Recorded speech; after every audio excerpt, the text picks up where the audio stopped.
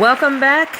It's AJ, your suburban princess, back with some random thoughts. So this is not going to be my typical show per week since now we are finishing the last week of preseason and waiting for September 10th for the Birds to play live in DC against the Redskins.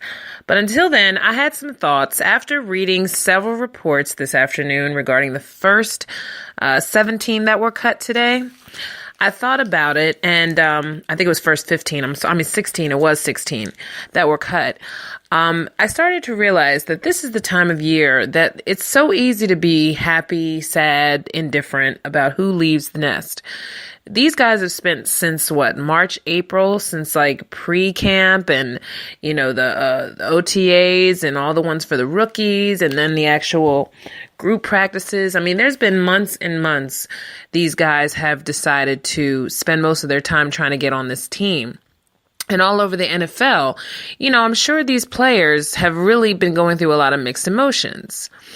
And the reason why I want to put this on Birds of a Feather is because I recently heard today on a WIP midday show, former Eagle fullback John Ritchie was asked about, or at least it came up in the subject of what these players go through once they find out they're cut, how it's not exactly, shrug it off, I'll just work again to get on another team type of thing. Some players go through a lot of emotional turmoil. And I found this interesting that Richie decided to pour his heart out, if I may, and basically reveal that the day that he thought he was going to be staying as an Eagle, he ended up being cut, and he was shocked. He really thought he had a chance to last on that team for a while. And he said he went through a lot of emotions. And he said for a whole season afterwards, he did not watch football. He was mad at the sport. He was mad at the business of the sport. And, he didn't particularly say he was mad at anybody on the organization, but it just rattled my mind to know that nobody seems to care or seems to be curious about what the players go through once they find out that they're cut, traded, released, waived. There's a lot of players today that found out that they weren't going to be on the starting 53 roster. And then maybe some guys were relieved. Maybe some guys looked at it as long as they were covered while they're going through injury. They weren't worried about it because they know they were going to get on another team. But I always wondered, there's all these documentaries they have on ESPN and Sports Center, like 30 for 30 and Outside the Lines and shows like that kind of show you the behind the scenes of how these players pretty much spent their whole lives dedicated to training for a particular professional sport. And it just makes me wonder, once I heard Richie discuss this today on the midday show, that it's a very draining, emotionally draining, I'm sure, process of feeling like you're on the bubble. But it's even worse of a fall emotionally when you didn't even think you had a chance of getting cut. And this is what Richie expressed today on the morning show. If you listen to WIP midday shows with Joe DeCamera and John Ritchie, I urge you to go back and listen to their show from today, September 1st. Just to hear Richie's take. I felt very moved that I tried to call in today, actually, but they went through several breaks, and because of the holiday, my job was getting out early, and I couldn't hold on too much longer, so I just decided to tweet at him, and he appreciated and showed me love back. I feel like he's one of those guys that kind of gives you the inside scoop. I mean, say this was back in the day when LJ Smith got traded or released, or I think he was traded to the Ravens after being on the Eagles. And even though, I've heard quips about, whether he could catch or whether he wasn't consistent, I do wonder mentally, was he no longer interested in playing football? And that's why once he went to the Ravens, he only lasted so long, or did he have another injury? And I'm sure it's a simple thing of looking it up, but it will never discuss, or I don't know if anyone's even bothered to ask, what is it like?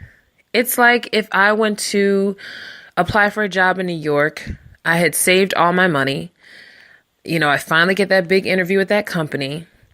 I go into the training program, and then only to find out that I'm released, that I never could go full time at this job. And actually, that takes me back to a temp job that I did have this year that I really thought I had it in the bag to make full time, and I ended up being released.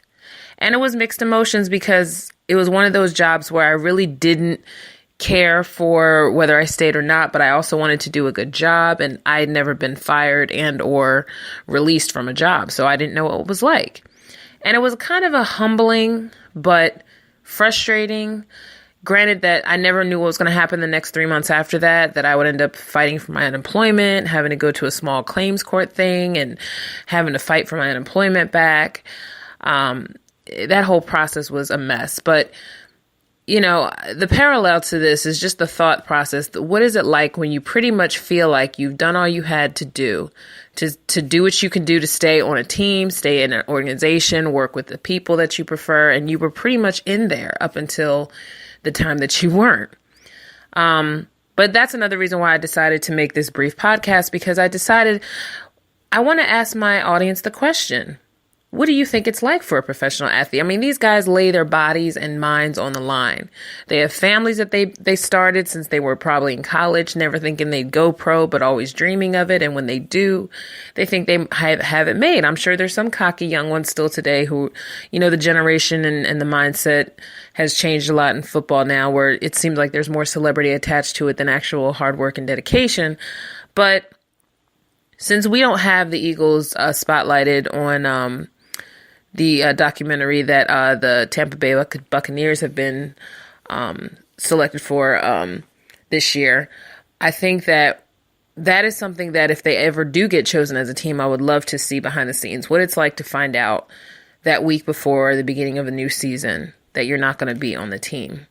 Now, then again, I also wonder what it's like to find out you're just on practice squad and you feel like mentally you're ready to start on the 53-man roster. I mean, do these guys have to go to sports psychologists? I just happened to look at a blurb real quickly before I started recording about a Olympic ice skater who decided to bow out of competing so that she could get herself some help. And they didn't specify what kind of help, but she wanted to be ready, I guess, for the next couple of years to be ready for another Olympic trial.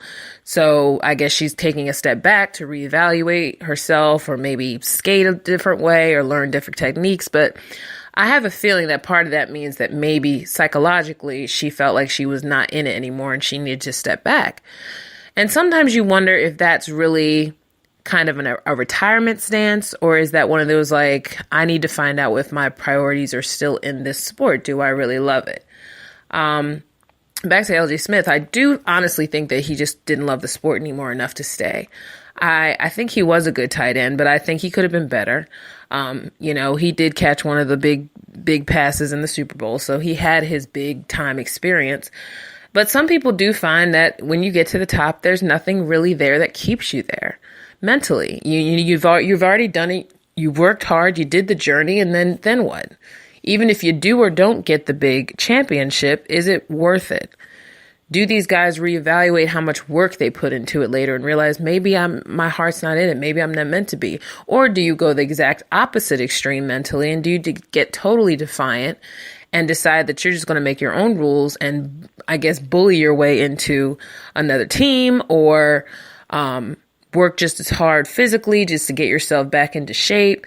But that process in between, that time in between, I find is so fascinating as to what players think when they're going through that period.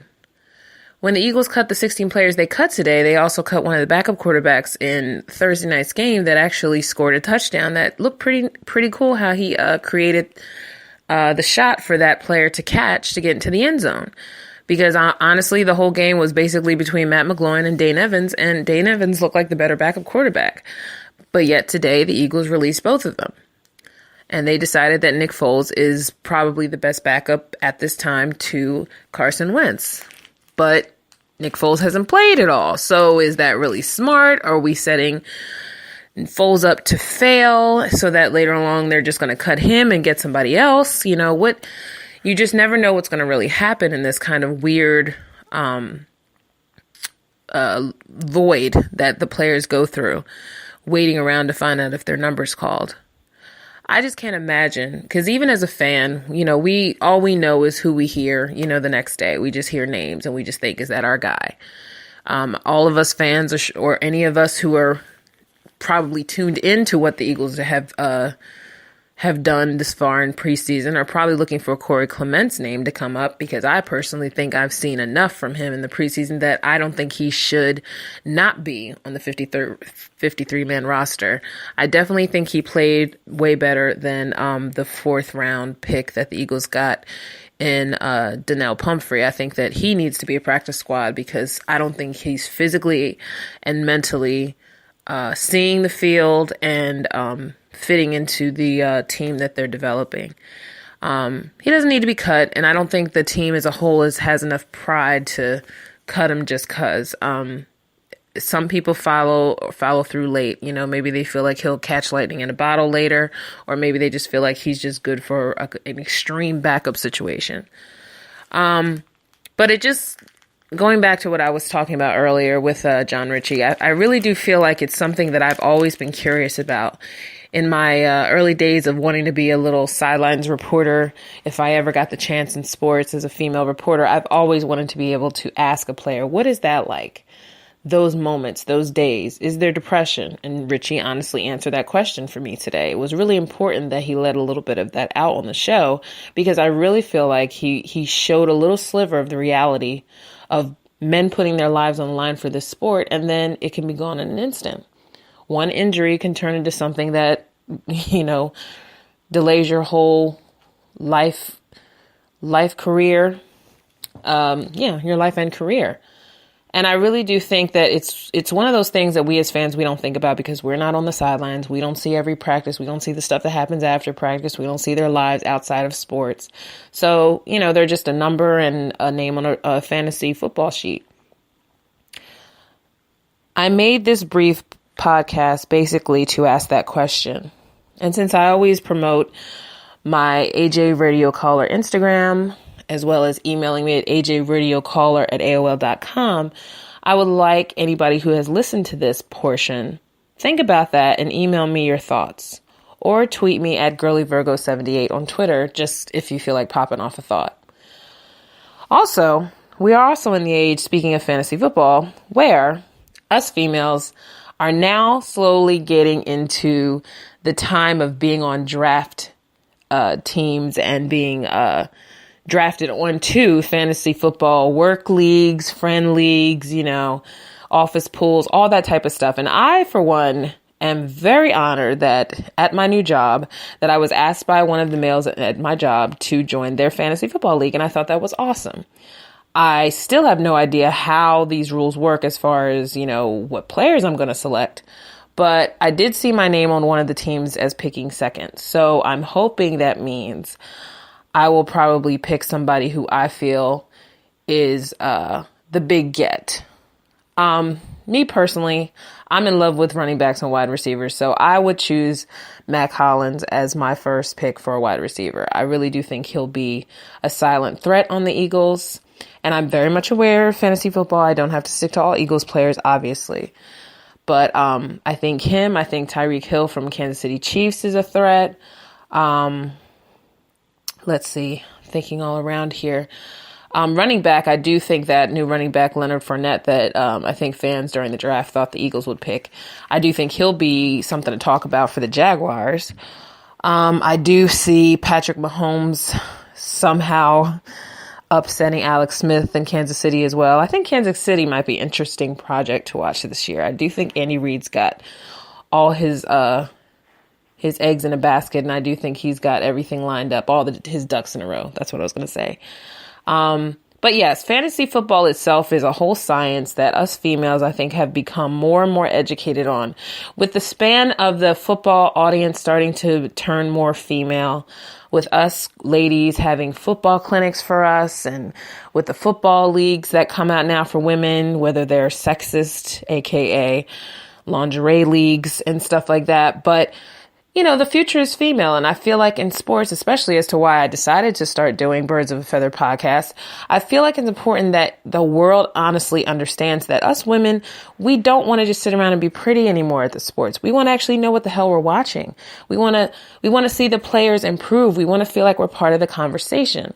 And yes, not a lot of females do like sports. I, for one, am not that female. I mean, there's a lot of females now who feel like we shouldn't even be watching or supporting the NFL because of the whole Colin Kaepernick stance and how people feel like the NFL is corrupt. And this is not stuff that any of us females who ride and die with football are ignoring. But in the process, we feel like if we don't keep our attention to learning what the boys are yelling and screaming about and making bets about and trying to win money for, then we're not participating in life. And I'm sure any girl knows, and I'm sure even Colin Kaepernick's girlfriend understands why the NFL is such a lucrative business and still will be one for years to come. Yes, partially myself, but I also work for a football league in working for the Eagles. So I understand the whole money-making situation and how, you love what you love. You give so much dedication to it, but I don't do too much damage that I feel like I'm giving all of my money to the NFL. I do feel like some of it is also just supporting, small businesses that like to make their own t-shirts and make their own profit. And that's pretty much what I do. Shout out to Fourth and John guys, because I wear their t-shirts and I buy t-shirts from all the Teesprings and all the random Facebook pages that print out the funniest sayings or the most athletic looking, yet female-friendly, size-wise and color-wise merchandise out there.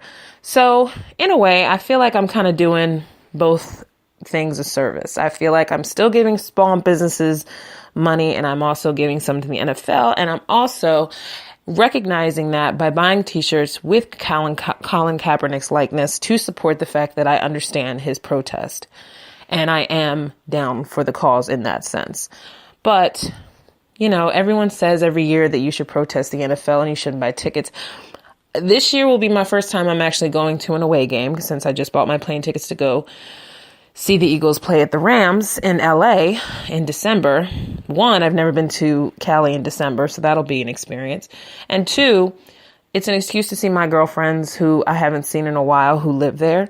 And also a chance to just, see an Eagles, be an Eagles supporter outside of Philadelphia. Imagine that. But needless to say, the whole active fantasy football leagues is interesting, but it's fun. And I'm hoping that I could win that big pot at the end of the day, but I'll learn exactly where I stand come next Wednesday after work when we're all going to gather in the training room and select our picks. So I do have a lot of studying to do, but I also kind of have people in mind that I'm thinking already that I want to draft. There are some players I know, there are some players I don't know. I might also just look through my FanDuel app and look at some names and then study some stats and see who makes more sense. Now, granted, I'm aware that there are a lot of names that some people will automatically grab as soon as, the picks even come out. So I'm hoping that even if I do decide on Matt Collins, that I decide to get somebody else who is just as productive. As a female, I don't think it's something that can't be understood, but I have to admit when I saw that email today and I saw the rules for the breakdown of how many points per yard or this, that, and the other for your stats and stuff, I kind of got a little overwhelmed. And there were kind of a few Facebook posts this week where several females were voicing how they don't know what the hell they're doing, but they're excited. And once again, I think it's a sign of camaraderie, fraternity and sorority, meaning co-ed. So I feel like it's kind of like almost literally is like a brotherhood, sisterhood, human thing, like just wanting to belong, wanting to be in a group, having like minds, hence my show, Birds of a Feather. So I think that when I come back on my next podcast, the week after the first Eagles game, I will also let you guys know, if I don't update on my social media first, how my team is going to look. I'm not nervous, but I am only because I have other people on my team, so I don't want to feel like I'm a letdown. But I'm also highly optimistic that I would be making a lot more friends as the season wears on, which is even better than just playing FanDuel by yourself or just watching other people talk about it on Twitter. So I feel like it's just another way to stay engaged, in football, as well as, making friends along the way. And what's wrong with making little friends in the name of sports? But like I said, feel free to hit me up. This was brief. I just wanted to give my little 2 cents about everything that's going on since we're heading towards cut weekend and it is Labor Day weekend. So I got more than enough time to study my stats, as well as you all got plenty of time to decide who you think is going to be the next round of cuts, which I think that is going to be the 17. And hopefully by Monday or Tuesday, most likely Tuesday, we'll know exactly where this team stands. So anyway, if you feel like hollering at me, like I said, Girly Virgo 78 on Twitter, AJ Radio Caller on Instagram, and AJ the Sports Radio Caller is my Facebook page. Feel free to give me a holler. Just say, hey, AJ, digging your show. Just say, hey, girl, good luck on your team. And to all those who are participating in fantasy football leagues, don't make it that deep. It's supposed to be fun. Please don't intimidate your fellow teammates. This is all love and it's all fun in the name of sports. And to my birds, I'm hoping that first week that they face the Redskins, they make a lasting impression for hopefully a 9-7 or 10-6 season. So once again, I will leave you with the birds cheer like I try to do every show, but I'm going to make up for it now. I'm doing EAGLES, Eagles! Woohoo! Talk to you guys next week. AJ Suburban Princess, and I'm out.